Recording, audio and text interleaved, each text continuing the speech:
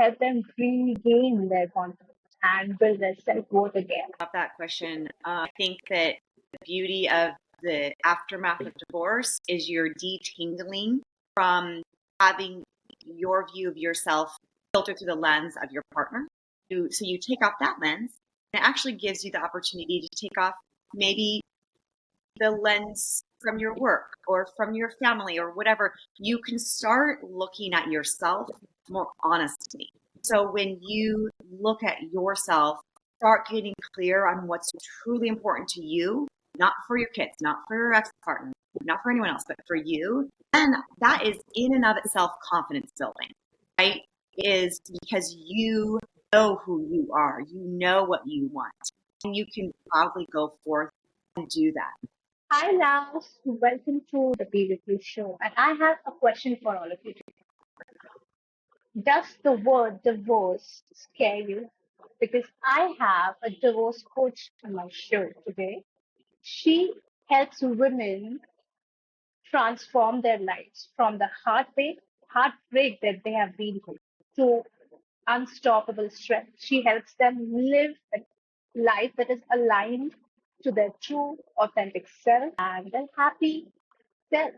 So, welcome, Coach Tracy, to my show and shine some light on this emotional roller coaster called as divorce.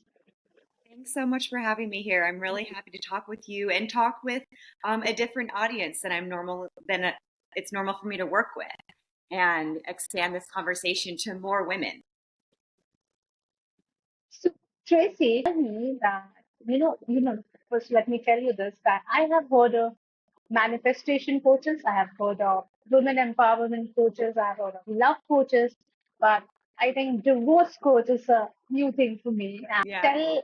tell all of us that how did you choose this profession? How did you choose this path? And how do you work with your clients really?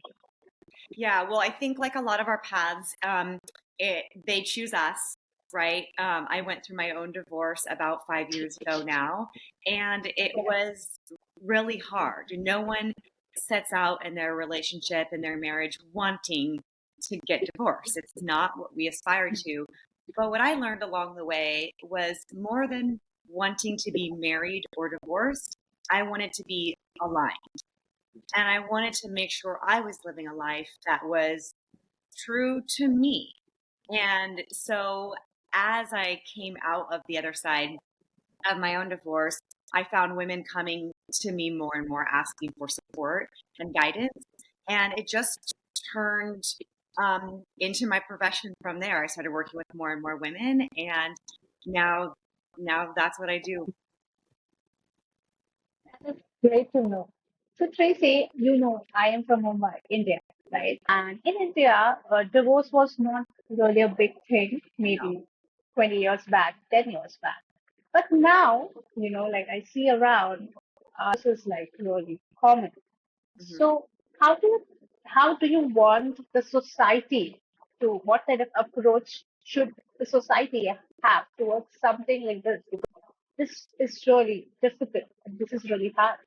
So, what is approach our society should have towards people who are, getting divorced?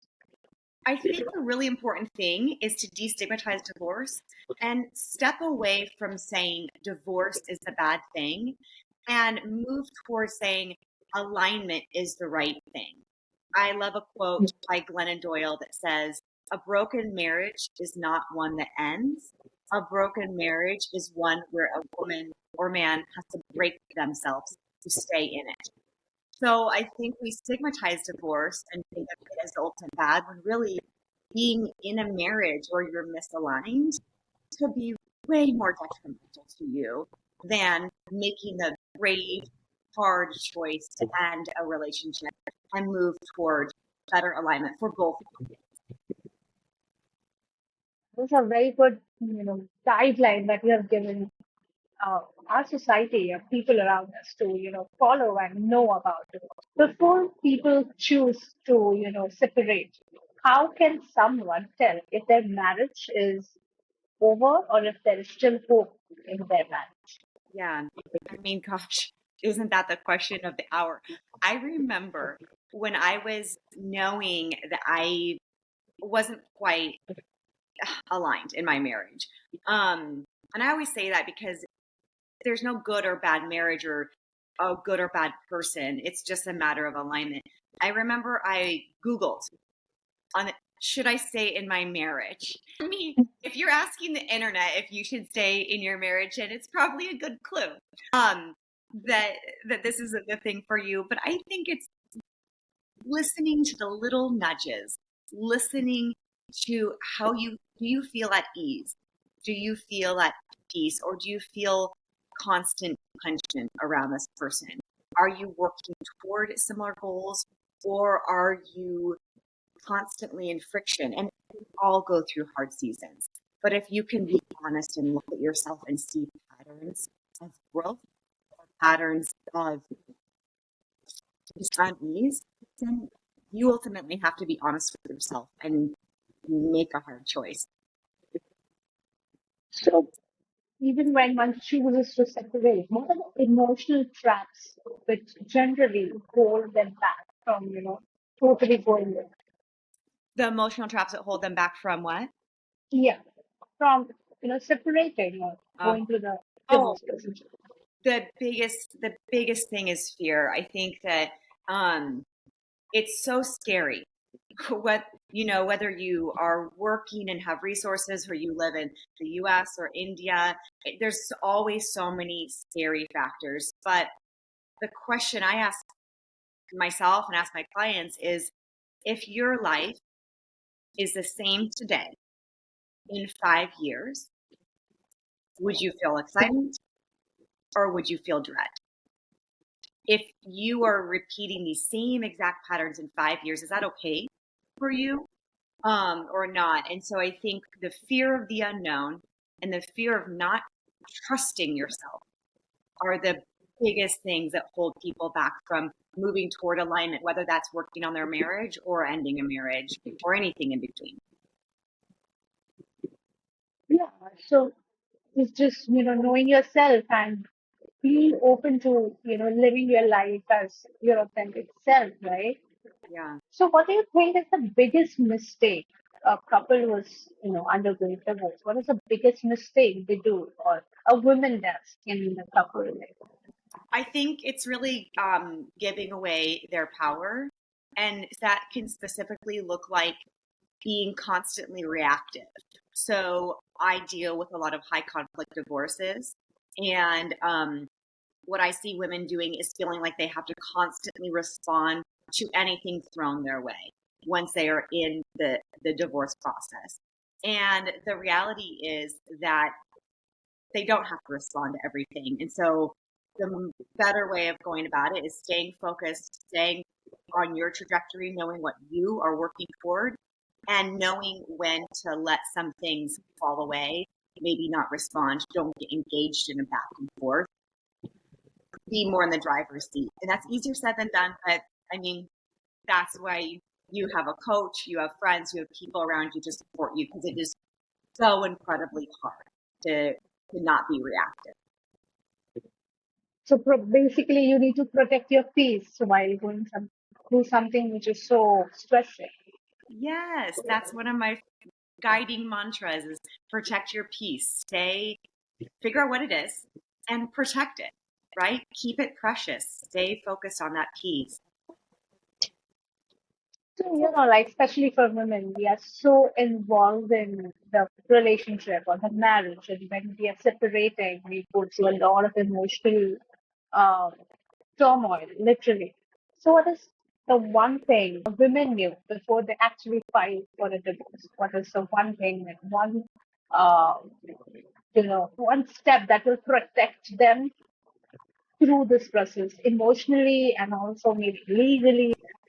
Um, I think just having absolute trust in yourself. I think that would probably be the most important thing. Everyone's situation is so different. You might have financial considerations, you might have tricky situations with your kids, but the regardless of your specifics, the most important thing all women can do is get firmly and fiercely rooted in themselves and trust that they are making the right decision, even amidst the hardest things, because your own family might either judge you or ill advise you. Your friends might come and go. Your children might have hard conversations with you, you with them, but you've got to stay rooted in the confidence that even though it's hard to breathe And also, I would like to know, like, till now, what I knew was if somebody needed a divorce, they need a lawyer. with. Hmm. But I don't think lawyers actually, help you through your emotional, uh, upheaval. So, what is it that the lawyer doesn't tell you, but you should know, or maybe you would advise your client? Well, it's how lawyers operate, especially here in the U.S. and around the world, right? They do what you ask them to do. So, you are their client. And a lot of times you walk in blind. You don't know what you want, and the lawyer can guide you, but ultimately, a coach can help you get real clear on exactly what you want in terms of situations with the kids, finances, just logistics, right? And make sure you're staying on course to your deepest alignment. And then you can take that blueprint and you create with your coach and have your lawyer execute it. All the time, I'm helping my clients write lists of things they want their lawyer to do, whatever, because you need that guidance. So it's like a team approach. It's definitely a team approach. And furthermore, I can say when you have a coach in place, you usually, although it's an additional expense, what women typically find is they save a tremendous amount of money in legal fees and often more importantly, time, because they're getting to what all parties can agree on faster. They're getting a more favorable result, and they're not using their lawyer as their therapist because that's going to be more expensive and potentially not as effective. Yeah, sure, because when women are going through the divorce, anyone for that matter, there's a lot of emotional things that you have to deal with. And when you take that emotional package and go to a legal office, it's a very bad combination. A coach would certainly help and really help you through the emotions and tell you what is right for you and what is the best option on the table. Absolutely. I think it's sometimes you just feel like you're shook up in a snow globe, like you don't know which way's up, down, or sideways. And you really do need that anchoring presence to help you even remember who you are, remember what you want, remember what's most important to you. I was just talking to a client the other day who got sidetracked on a tangential battle, and we had to refocus and say, hey, that's a distraction. And those distractions, unfortunately, can be techniques that are used by your ex partner that can engage you and ultimately waste your energy and, again, your time, money, resources. And so, Also, having yeah, someone help you cut that out is so crucial too. it also come in the form of ego, maybe sometimes resentment, revenge, emotional trap, anything, right? Yeah, Hmm. yeah, that Absolutely. could be. So, like you must have, coached a lot of clients, but have you ever come across something which is called as a happy divorce? Something which is easy to deal with. I mean, I think all divorces have their challenges, but I will say what I often see and I have experienced in my own self is a life lived on the other side of divorce that is much more at peace and much happier. And I do see that all the time, and I myself have that story. It doesn't mean it's not still hard, and there's not hard things to go through, but ultimately, it is a lot more peaceful on the other side. So, what is your view on, like when you say two individuals are mutually separated? Mhm. Is it easier, and what kind of emotional challenges do they face in that separation?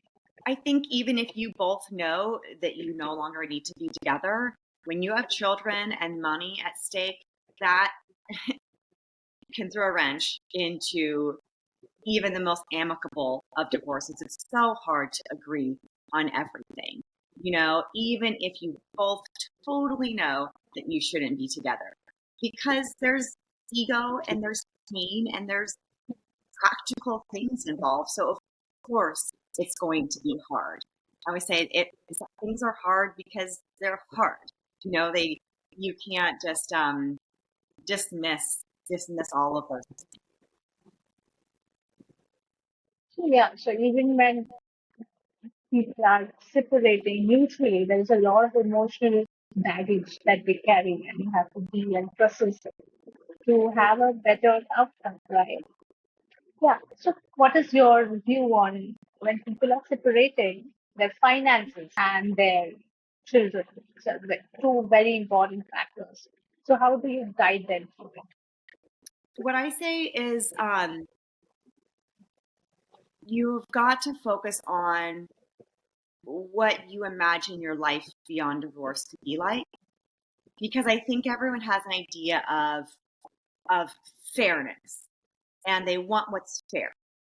But that's really hard to find, and usually both parties have a very different idea of fairness when talking about money. And so I think it's important to consider, what would a settled or peaceful life look like for me? And then, can we negotiate to make that happen? Does that look like exactly 50-50 dividing the finances, or whatever? I don't know. It's different for everyone, but try to work toward where you want to be. And then with children, the most important thing is to always remember that time doesn't equate to relationship. So people can get real selfish with time with the kids, or possessive. This is my time. This isn't your time, or it has to be exactly equal. And you've got to throw away that mentality and focus on engagement with your children. And remember that the most important thing that you can do for your kids during divorce is encourage a healthy relationship with both parents. Right? Your job is to become your ex-partner's advocate and advocate for a healthy, strong, good relationship with their parent.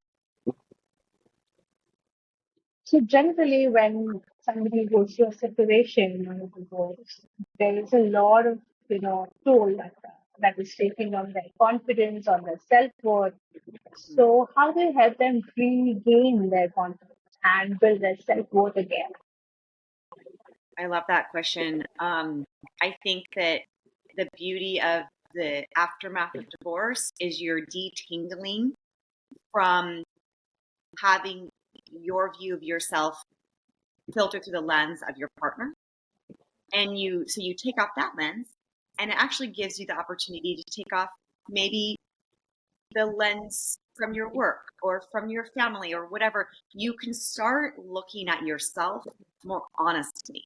And so when you look at yourself, start getting clear on what's truly important to you, not for your kids, not for your ex partner, not for anyone else, but for you, then that is in and of itself confidence building, right?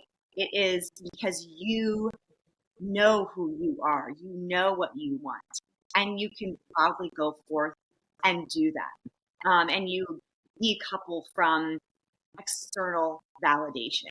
Not about getting out there and dating again. It's not about that. We're not doing that. It doesn't matter what you do outside. It's finding that peace within and looking at yourself and liking yourself. But I'm sure that this process is not that easier as we, are putting it out here because uh, women really seem to lose themselves and they are more so emotionally attached to the children, to the person, the other half.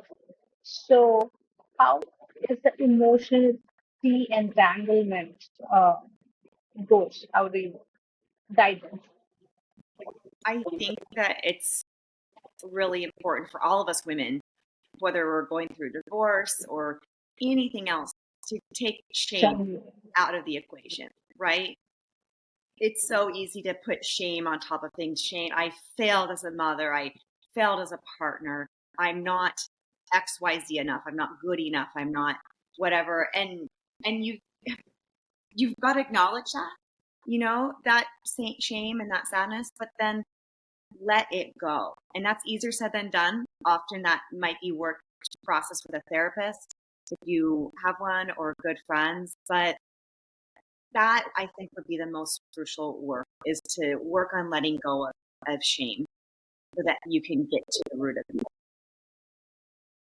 When a couple breaks up, right? The couple and their parents, the individual's parents, they always try to save the relation.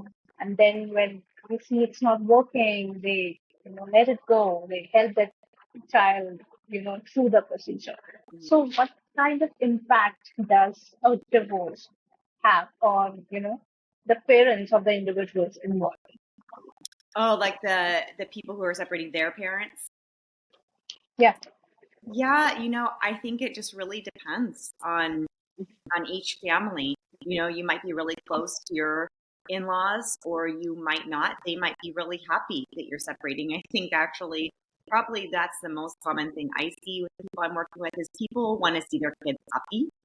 And so when they see their daughter or their son get to the point where they are choosing divorce, they've probably been unhappy for a pretty long time. So usually there's happiness for their kid, but then there can be some animosity and some power struggle with the grandkids or interactions. And so I think that can be tricky waters to navigate. And the only thing I guess I would say right now to do that is making sure you're not getting caught up in that power struggle. Like, my in-laws don't like me. I don't want the grandkids to spend time with them. I don't want my children to spend time with them. I think not engaging in power struggles and control, and especially if it's rooted in fear. They don't like me. They're going to say something negative about me. Well, they might, but you are not the police of the world. You have got to let go, and you need to support your children having relationships with all of their family. And it's really hard. It's brutal, right? Hearing things that are said about you, or if that's the dynamic, because that's what I see. But you have to let go. Hard. Yeah, right. So when we talk about separation, you know, what is your message to the women who are maybe considering it and as an option for them in the near future, but then there is something that holds them back, maybe you know, the gravity of the situation, or maybe the emotions they have to deal with, maybe the legalities, the finance, the children. There are so many factors to it. So, what can be, your push to them to, get to a better life? Yeah, I think it's like any hard thing you do. Once once you really know, and when you know, right? You can't lie to yourself. You can, but you will always know you're lying to yourself. Once you know, the faster you can take action, the better, and the some more support you can have around yourself, the better. Because what does every single person say? Whether it's making a decision to have a kid, or start a new job that feels scary, or set a goal for themselves. Every single person across the board says, I wish I did it sooner. Right? And so I think acting on your deep knowing and trusting. So, patience and then go to peace. Right? Yeah. That's the secret. So, being a divorce coach, what is your message to the world? Because divorce is not something that we celebrate generally. Yeah. So, what is your message out into the world? Well, I celebrate people being aligned. And so Yeah. to me, divorce is an opportunity to become deeper aligned with yourself. And so I really look at this work as a celebration of people coming back to themselves. And so this just happens to be the platform from which I work, but it's a universal concept of stay true to yourself, stay aligned, work toward inner peace. All these things are simple to say, but really hard to live out, that is what I care about. And so I love that I get to work with people in a really um, fragile state of life because we're like broken open, ripe for growth. And I think that is a definition of self-love that we gave us right now. Because, love is something which is celebrated. It has always been, the romantic love has always been celebrated. Yeah, And the self-love is a concept which is literally blown out of proportion right now. yeah, But, you know, standing by yourself in something that is so difficult and, trying to aiming to get to that peace in your life is what I think is self-love.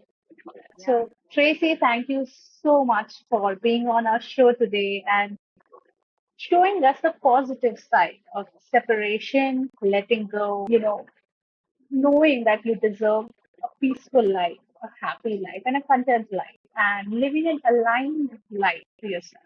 hmm. Thank you so much. Thank you so much for this conversation. I really appreciate it.